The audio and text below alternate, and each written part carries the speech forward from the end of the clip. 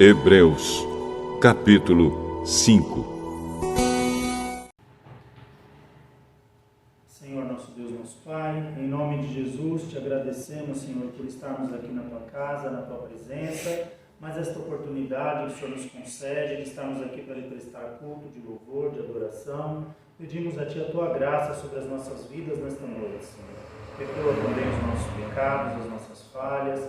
Nos ajuda, Senhor, para que possamos nos achegar a Ti, para que possamos crescer no conhecimento de Ti, no conhecimento da Tua Palavra. Continua nos conduzindo, Senhor, nos orientando, nos dirigindo, e que tudo seja para a honra e glória do Teu nome. Continua dando saúde para o Teu povo, saúde para a Tua igreja, Senhor, para o Teu povo caminhar na Tua presença, para que também o Senhor não deixe faltar o pão na mesa dos Teus filhos, que a Tua boa mão de poder esteja estendida sobre as nossas vidas. Se conosco, nos livra do mal, abençoa cada um aqui presente, cada lar, cada família aqui representada, aqueles também que ainda estão se dirigindo para cá, que o Senhor possa trazê-los na Tua paz, e aqueles que estão em casa, que estarão assistindo a transmissão, visita-os também pelo Teu Santo Espírito e abençoa. Em nome de Jesus nós oramos e já te agradecemos. Amém.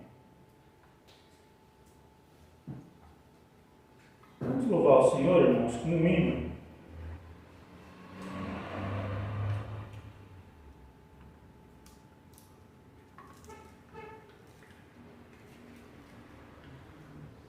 Quantos conhecem o 317?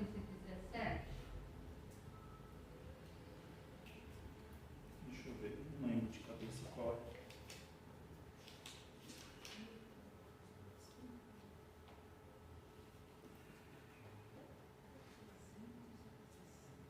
Então você está melhor.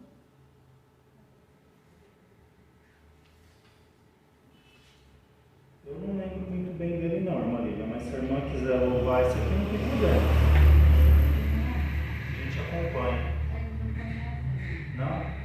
Então, se quiser pedir outro. Não passa nada. Pode ser o 107?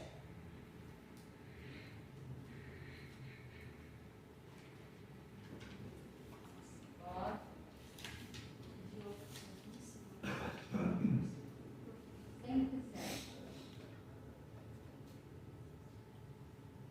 Firme nas promessas do meu Salvador, cantarei louvores ao meu Criador. Fico na dispensação do seu amor, firme nas promessas de Jesus.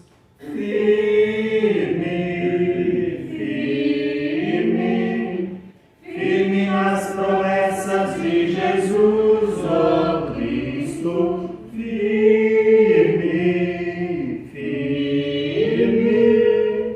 Sim, firme nas promessas de Jesus. Firme nas promessas hei de não falhar, quando as tempestades vêm me assolar.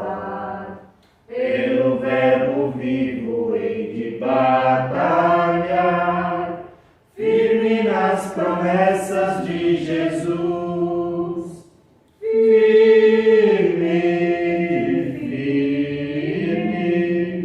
Firme nas promessas de Jesus, ó Cristo.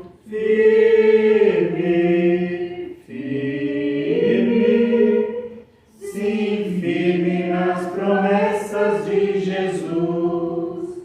Firme nas promessas sempre vejo assim, purificação do sangue para mim, plena liberdade em Jesus sem fim, firme nas promessas de Jesus.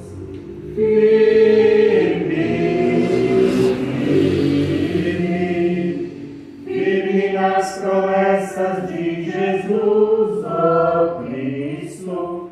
Firme.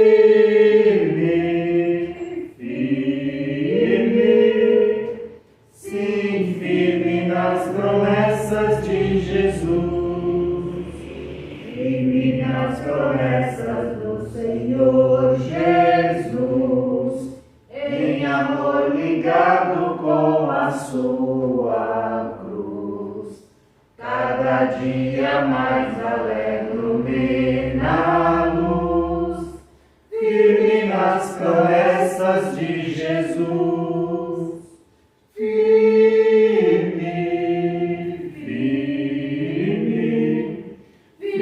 nas promessas de Jesus, ó Cristo. Firme, sim, firme nas promessas de Jesus. Amém. Glórias a Deus. Vamos abrir as nossas Bíblias, Epístola aos Hebreus, capítulo 5.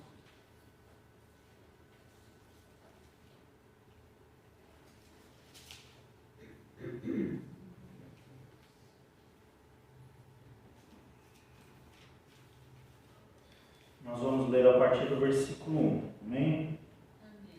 Hebreus, capítulo 5, a partir do versículo 1.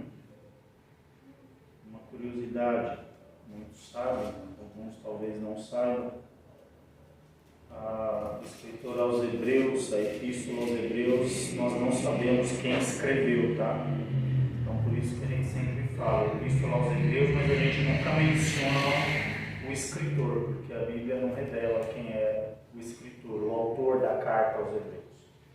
Alguns têm algumas suposições, mas nós não podemos afirmar um nome e dizer com certeza quem foi que o autor ou quem escreveu a carta aos Hebreus, porque a Bíblia não deixa isso claro. Amém? Hebreus 5:1 diz assim: porque todo sumo sacerdote tomado dentre os homens é constituído a favor dos homens nas coisas concernentes a Deus, para que ofereça dons e sacrifícios pelos pecados, e possa compadecer-se eternamente dos ignorantes e errados, pois também ele mesmo está rodeado de fraqueza. E por esta causa deve ele, tanto pelo povo como também por si mesmo, fazer ofertas pelos pecados. E ninguém toma para si essa honra, senão o que é chamado por Deus como Arão. Assim também Cristo não se glorificou a si mesmo para se fazer sumo sacerdote, mas glorificou aquele que lhe disse: Tu és meu filho, hoje te gerei. Como também diz no outro lugar: Tu és sacerdote eterno, segundo a ordem de Melquisedeque, o qual nos dias da sua carne, oferecendo com grande clamor e lágrimas, orações e súplicas ao que o podia livrar da morte, foi ouvido quanto ao que temia. Ainda que era filho, aprendeu obediência por aquilo que padeceu, e sendo ele consumado, veio a ser a causa de eterna salvação para todos os que lhe obedecem. Chamado por Deus, sumo sacerdote, segundo a ordem de Melquisedeque, do qual muito temos que dizer de difícil interpretação, porquanto vos fizestes negligentes para ouvir, porque devendo já ser mestres pelo tempo, ainda necessitais de que se vos torne a ensinar quais sejam os primeiros rudimentos das palavras de Deus, e vos haveis feito tais que necessitais de leite, não de sólido mantimento, porque qualquer que ainda se alimenta de leite não está experimentado na palavra da justiça, porque é menino, mas o mantimento sólido é para os perfeitos, os quais, em razão de costume, têm os sentidos exercitados para discernir tanto o bem como o mal. Amém? Amém. Esse texto de Hebreus 5, ele é um texto muito curioso, e eu vou explicar o porquê que ele é um texto curioso.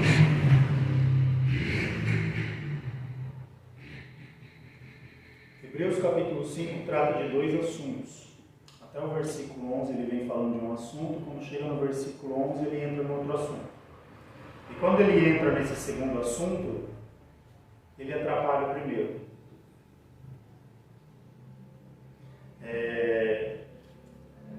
Muitos teólogos afirmam,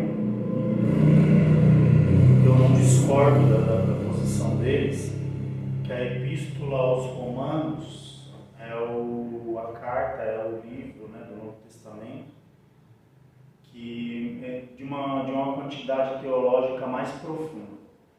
Seria praticamente impossível a gente entender algumas doutrinas a respeito à salvação, ao amor, ao pecado, à justiça, ao modo que a salvação foi feita, se não fosse a Epístola aos Romanos.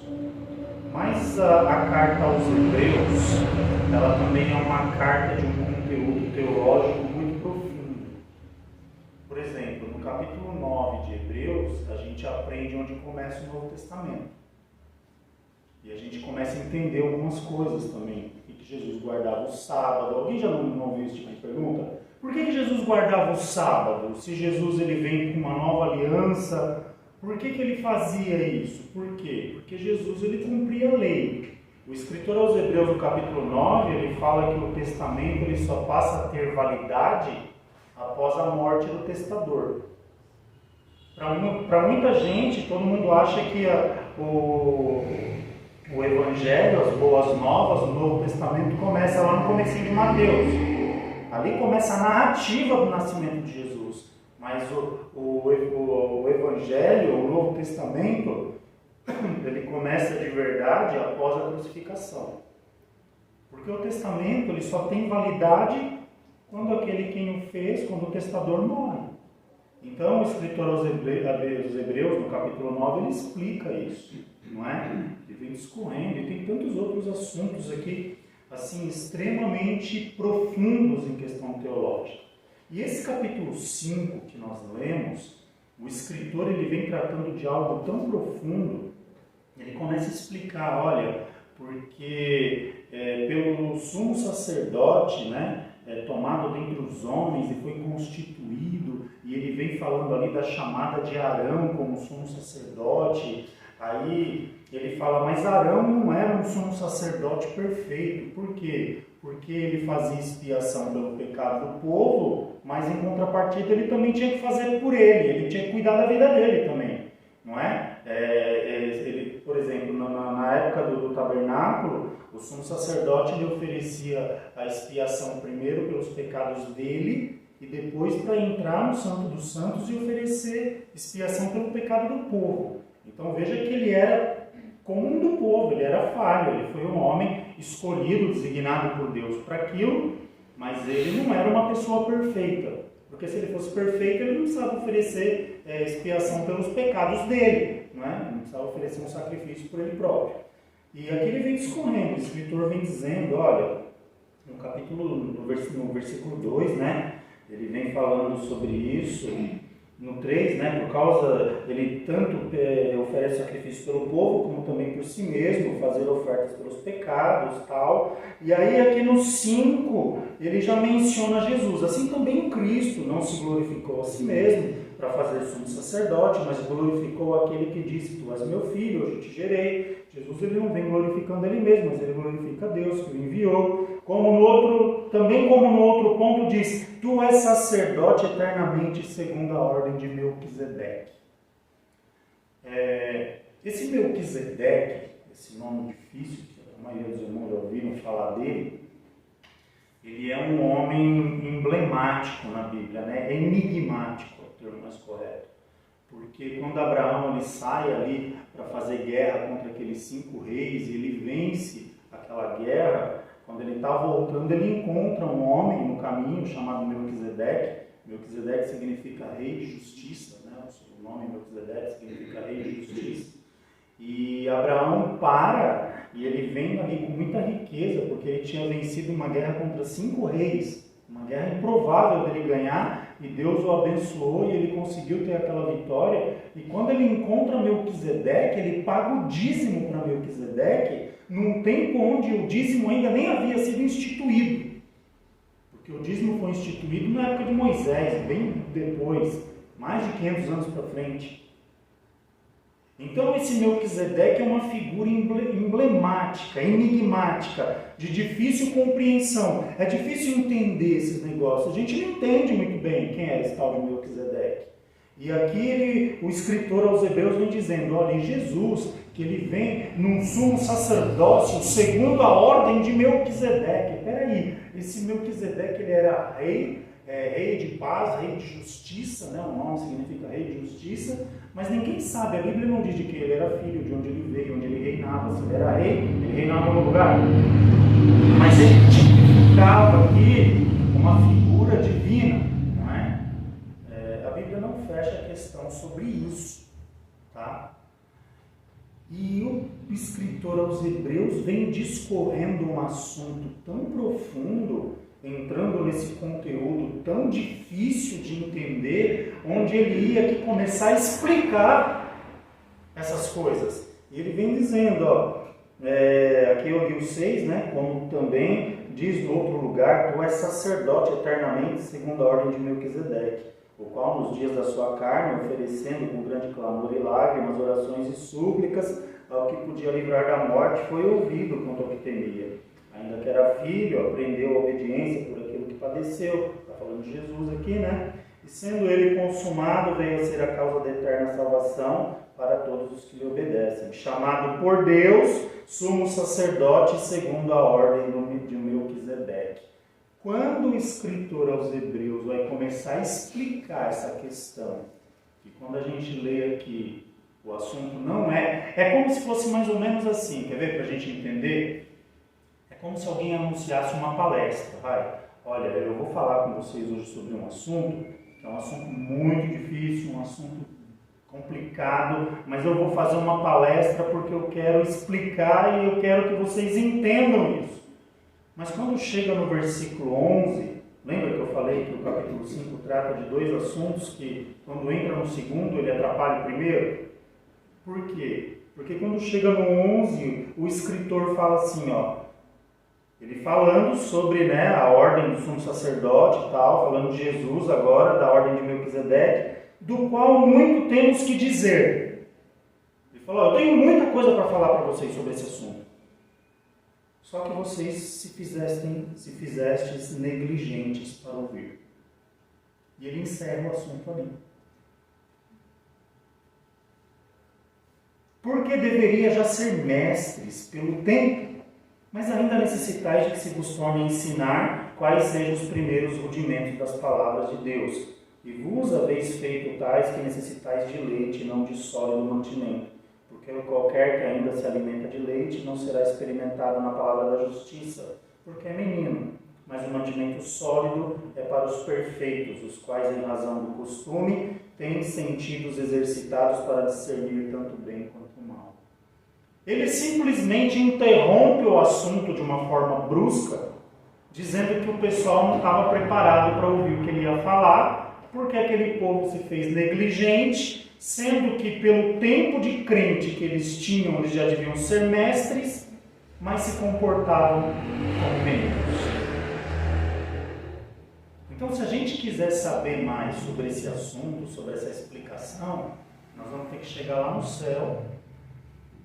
Primeiro nós vamos ter que sair perguntando lá quem escreveu, né, a carta aos Hebreus, porque senão você não sabe para quem perguntar.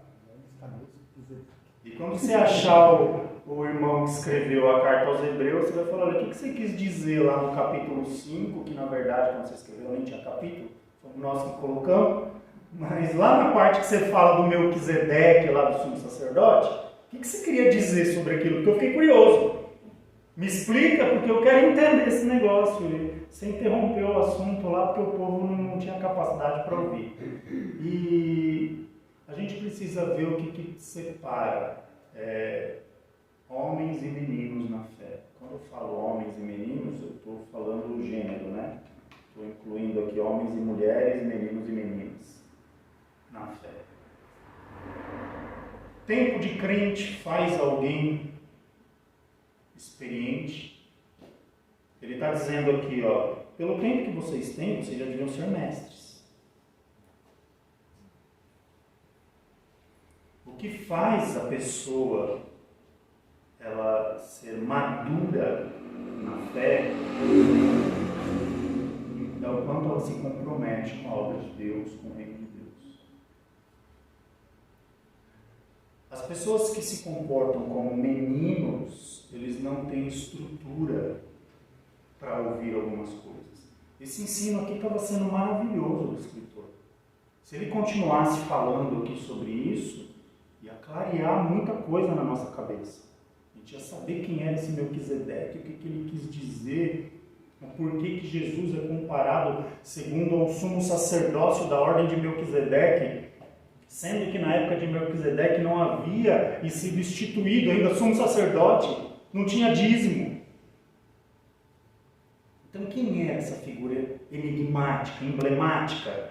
Mas ele não pôde discorrer o assunto aqui por causa da imaturidade da plateia, da imaturidade do povo. E dentro dessa questão, a gente precisa ressaltar um pouco sobre comportamentos imaturos, não é?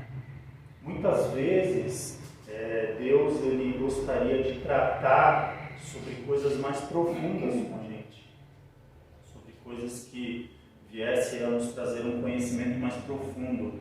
Mas sabe quando a pessoa se acostuma com aquele raso? Já viu a pessoa que não sabe nadar e ela se acostuma, se contenta quando ela vai à praia, ela fica com a água assim no calcanhar? E para ela aquilo tá bom, porque ela não sabe nadar. Né? Não estou criticando quem não sabe nadar, estou usando um exemplo.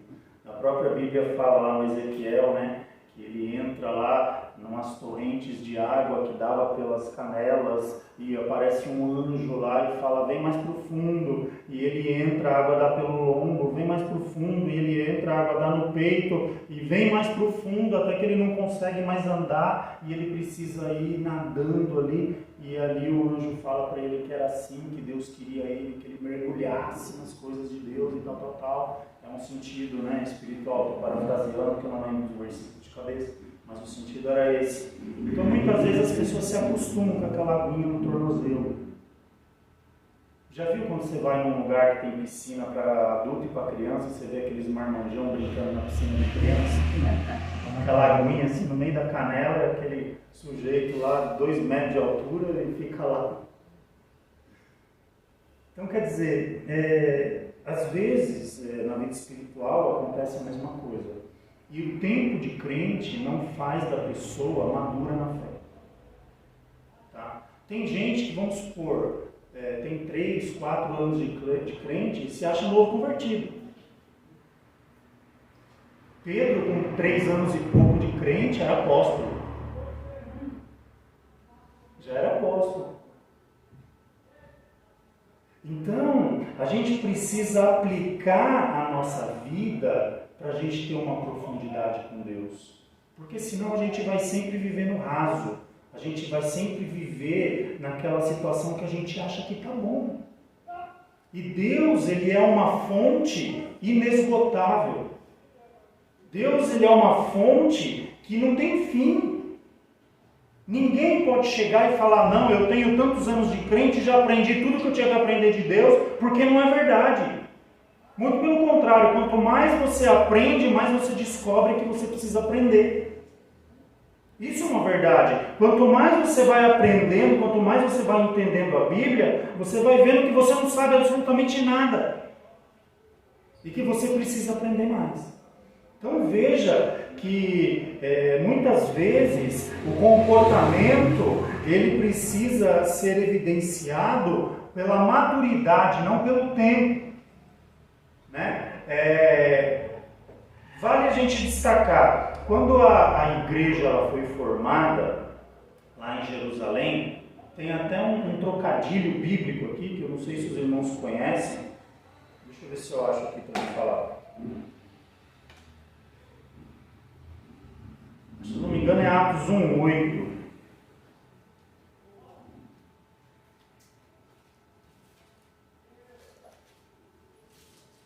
Olha o que está escrito em Atos 1:8. É Atos 1:8 mesmo, ó. Atos 1:8 diz, mas recebereis a virtude do Espírito Santo que há de vir sobre vós e ser-me-eis testemunhas, tanto em Jerusalém como em toda a Judéia, Samaria, até os confins da terra.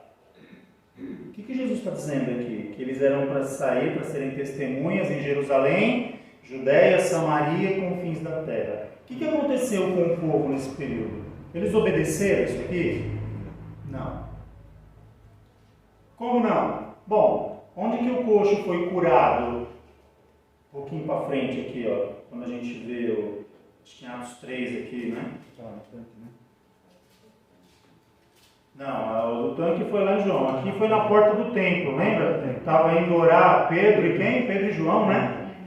Aí o coxo sentado à porta do templo e ele fala, né? E ele fala, olha, eu não tenho prata, não tenho ouro, mas o que eu te tenho eu te dou. Levanta e anda em nome de Jesus, e o coxo foi curado. Por que Pedro e João estavam na porta do templo?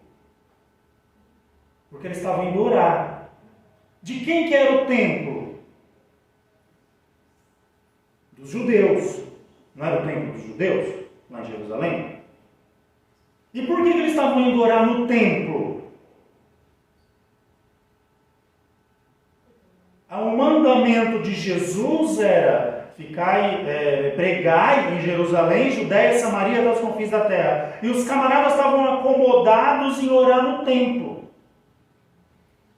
Na religião judaica, havia os judeus, os fariseus, né? Ali tinha as variações, os saduceus, tinha os zelotes. O cristianismo aqui estava correndo o risco de virar uma variação da religião judaica. Porque eles não estavam obedecendo um chamado de Deus. Aí o que acontece? Lembra que eu falei do trocadilho? Atos 1:8 diz que era para eles saírem, né? Que eles seriam testemunhas, Jerusalém, Judéia e Samaria, e até os confins da terra. Eles obedeceram? Não. Aí o que está escrito em Atos 8:1? Inverteu agora. Era 1:8, agora é Atos 8:1. E também Saulo consentiu na morte dele. Fez-se naquele dia uma grande perseguição contra a igreja que estava em Jerusalém. E todos foram dispersos pelas terras da Judéia, da Samaria, exceto os apóstolos. O que aconteceu no Atos 1:8? Olha, vocês saem para pregar Jerusalém, Judéia, Samaria, confins da terra. Eles foram? Não. Ficaram acomodadinhos lá no templo, orando, que era pertinho, o templo estava pronto, bonitinho, tudo pronto, só chegar e orar. Aí vem a perseguição. Quando chega a perseguição, eles têm que fugir. Aí eles fogem para onde? Judéia, Samaria, e vão pregando, vão para outro país, vão para a Síria. E eles chegam na Síria, passam um tempo, eles abrem uma nova igreja, que já não é mais a de Jerusalém. Se você ler lá no Atos 13, eles abrem a igreja de Antioquia. Quem já ouviu falar na igreja de Antioquia?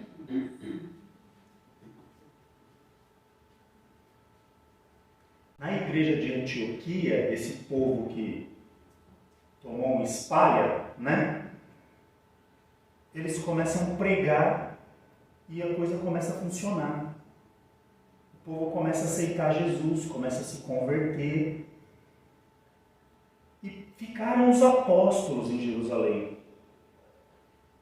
Aí chega a notícia para os apóstolos que tinha uma igreja lá em Antioquia que tinha sido aberta e que o povo estava pregando e que a coisa estava funcionando e a igreja crescendo e pessoas aceitando a Jesus e pessoas que não eram judeus estavam vindo para ouvir a palavra e a coisa estava indo bem e lá tinha doutores e mestres.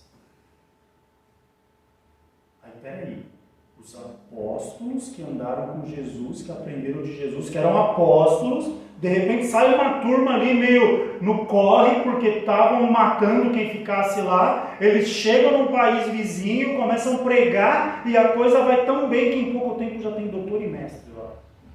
Aí eles ficaram curiosos, falaram, não, peraí, que negócio que é esse de ter doutor e mestre em Antioquia?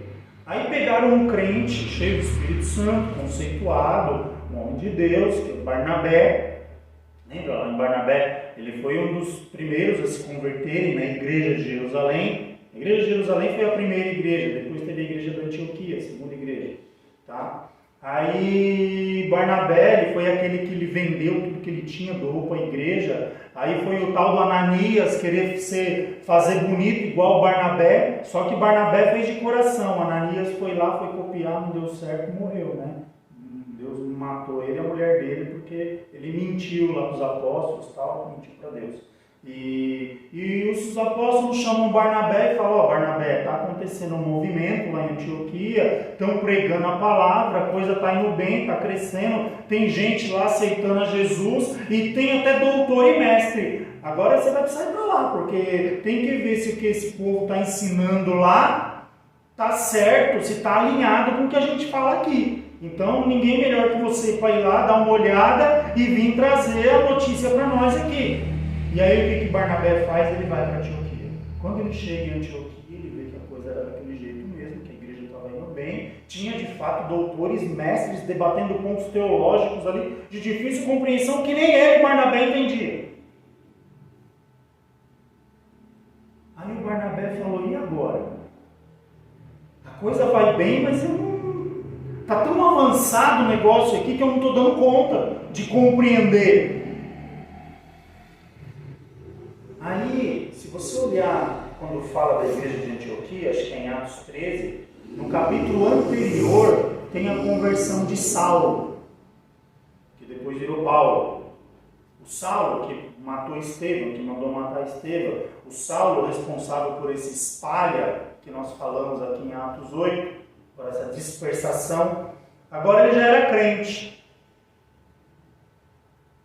Recém-convertido, fazia pouco tempo que ele estava convertido. Só que Barnabé fala: eu acho que alguém pode me ajudar nesse negócio. E se for alguém que eu estou pensando, vai ser Paulo. E ele leva Paulo lá para a igreja de Antioquia, e Paulo organiza tudo lá, e ele doutrina, e ele vai lá e dá os ditames da igreja, como tinha que funcionar, e ali vê de fato quem é doutor, quem é mestre, põe cada um no seu lugar e organiza todo o negócio. E quanto tempo Paulo tinha de crente nessa história toda? Muito pouco tempo. Então veja que a maturidade, ela não vem por conta do tempo de crente da pessoa. Porque tem gente que ela já é antiga na igreja, mas ela se comporta como menino, como criança. O que uma criança faz? Quais as frases que você identifica de criança? É meu, eu quero, eu não vou, eu não dou. Né? Você já viu aquelas crianças naqueles parquinhos, quando o pai vai lá e põe o dinheiro no cartãozinho lá para brincar no shopping, lá no parquinho, no joguinho, no negocinho lá? Tudo lindo, né? Quando acaba o crédito lá do cartãozinho, o que a criança faz? Aí você tem que ir lá, coloca mais 10, 20 reais lá e tudo lindo de novo. É meu. Vai tirar dela para ver. Tem crente que faz isso na igreja. É meu. Isso aqui é meu. É meu. É menino. É imaturo. Tem crente que quer ouvir um ensino teológico igual esse do escritor aos Hebreus, do capítulo 5, quer aprender tudo sobre Melquisedeque. Beleza, eu também quero. Só que ele não consegue pôr em prática os princípios do beabá da fé. Que é perdoar, que é amar o próximo, que é não maldizer ninguém. Como é que o camarada que não consegue ficar de boca fechada para maldizer alguém, que não consegue amar o próximo, que só fala mal, quer aprender sobre a ordem de Melquisedeque? Vai aprender o beabá, vai aprender o feijão com arroz para depois você comer alguma coisa mais sólida. O escritor aos Hebreus, ele estava lendo, ensinando, né? Ele estava ali ensinando o povo, de repente ele para e fala: peraí, eu vou falar para vocês sobre o sumo sacerdócio, sobre a ordem de Melquisedeque, por que Jesus é dito que ele é sumo sacerdote segundo a ordem de Melquisedeque, se vocês não conseguem perdoar, vocês não conseguem amar quem está do lado, vocês não conseguem abençoar o teu irmão, eu estou gastando tempo. Estou jogando conversa fora. E ele para o ensino, ele interrompe. E aí ele vem com outro assunto duro. Olha, porque eu estou falando para menino, e menino tem que tomar leite, não tem que comer comida sólida. Vocês não têm capacidade de digerir isso que eu tenho para oferecer para vocês. Como diria, uma lambada, né, que ele deu um pouco. Então veja que o tempo de crente não faz ninguém maduro. E a gente precisa entender que a nossa maturidade, ela é dada por Deus. Nós buscamos isso em Deus. E para a gente buscar maturidade, você precisa ser aprovado no beabá. Você já viu alguém começar a estudar aqui e ingressar direto na faculdade? Não, meu filho tem 6 anos, eu vou matricular ele na escolinha. Não, escolinha para meu filho não. Quero colocar ele num curso já de engenharia civil, porque meu filho é um sujeito muito esperto, muito inteligente. Já vem montando uns Lego, né? Já está lá com os Lego montando. Mas não dá certo, gente. Ele tem que aprender a ler e escrever, para fazer conta, para ser engenheiro, tem que aprender matemática. Não, mas ele aprende depois. Aí o camarada quer ser teólogo. Lembra, eu falei outro dia aqui, todo mundo hoje quer ser teólogo. O cara lê uma postagem na internet. Não, agora eu sei do negócio. Quer dizer, ele não sabe nem quem escreveu aqui. Sabe nem se está certo. E mesmo que ele soubesse, ele não tem conhecimento para comparar com a Bíblia e avaliar se aquilo de fato é verdade ou não. Então, nós estamos vivendo tempos que a gente precisa ter maturidade espiritual. Não adianta ter uma igreja repleta de meninos. Até quando nós vamos tomar leite? Até quando a gente vai ficar ali? Toma um leitinho agora e tal. Eu não vou para o culto, eu não quero. Se eu não for para o culto e Jesus falar que me ama, eu não volto mais. Domingo eu estava falando aqui.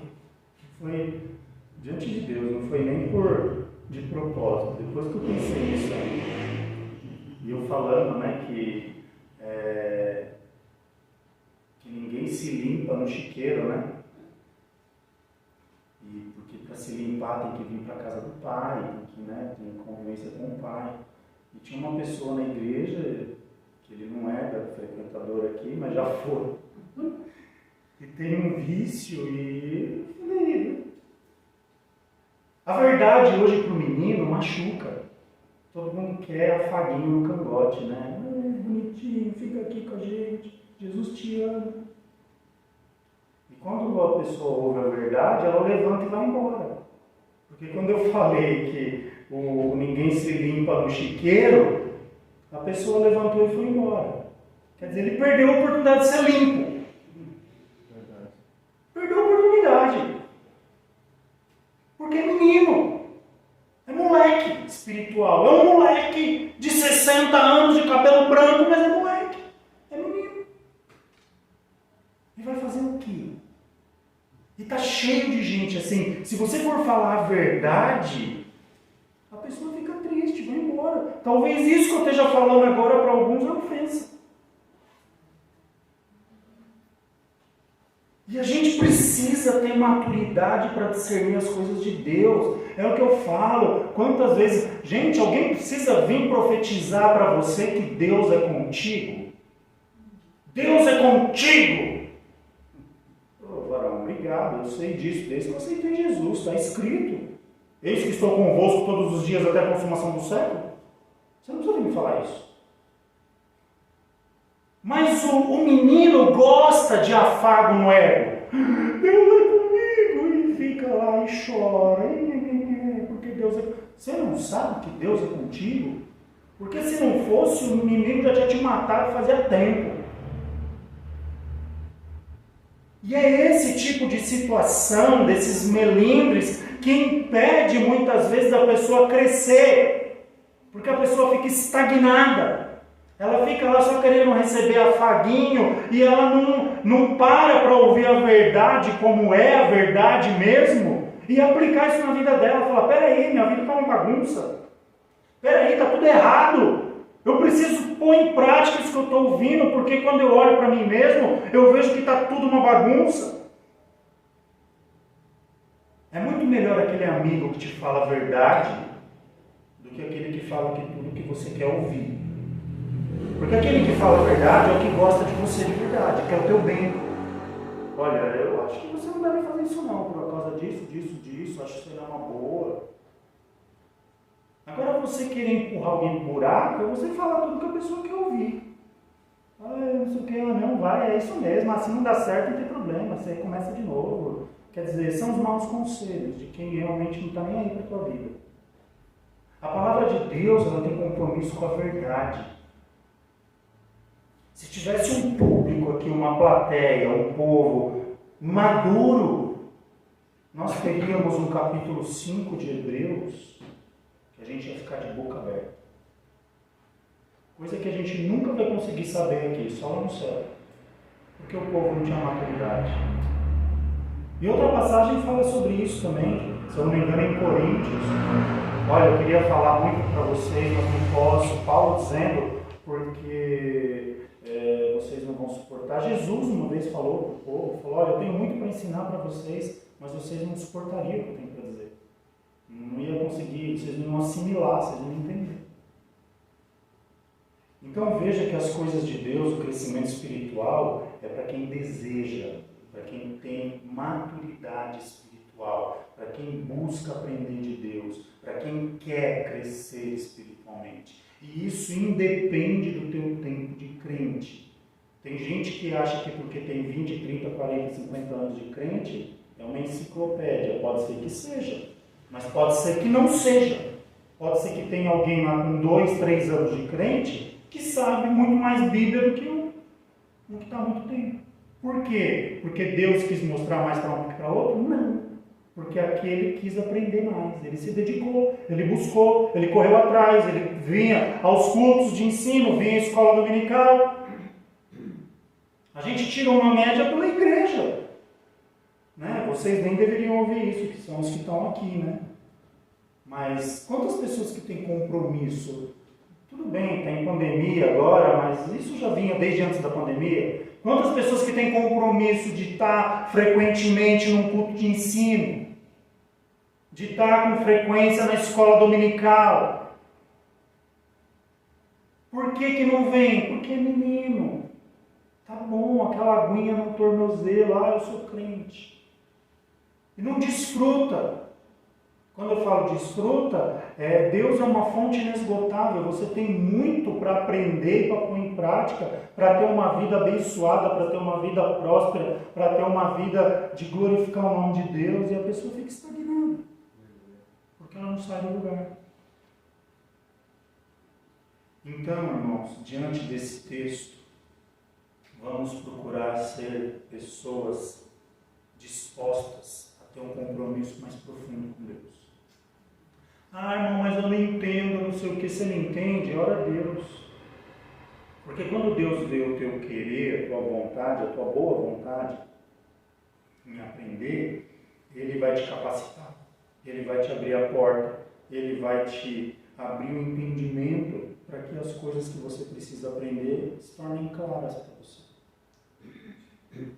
Agora, enquanto a gente fica ali acomodado, não tem crescimento.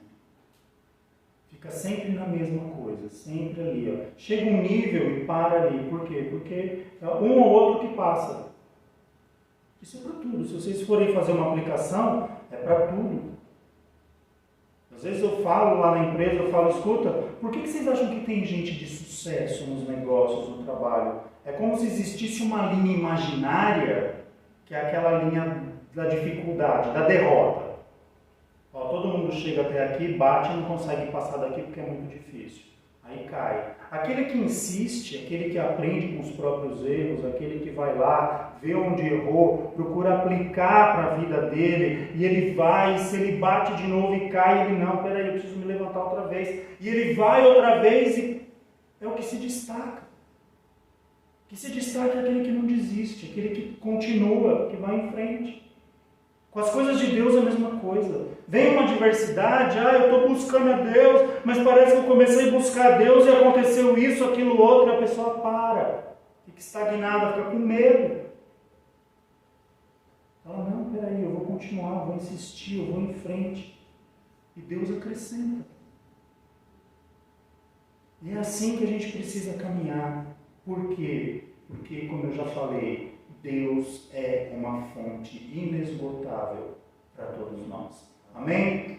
Eu vou terminar aqui, porque meu tempo já foi. E fiquem curiosos junto comigo de saber mais sobre esse capítulo 5.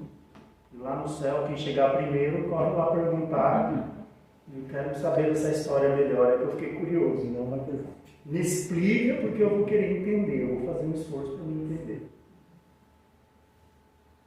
Vamos orar?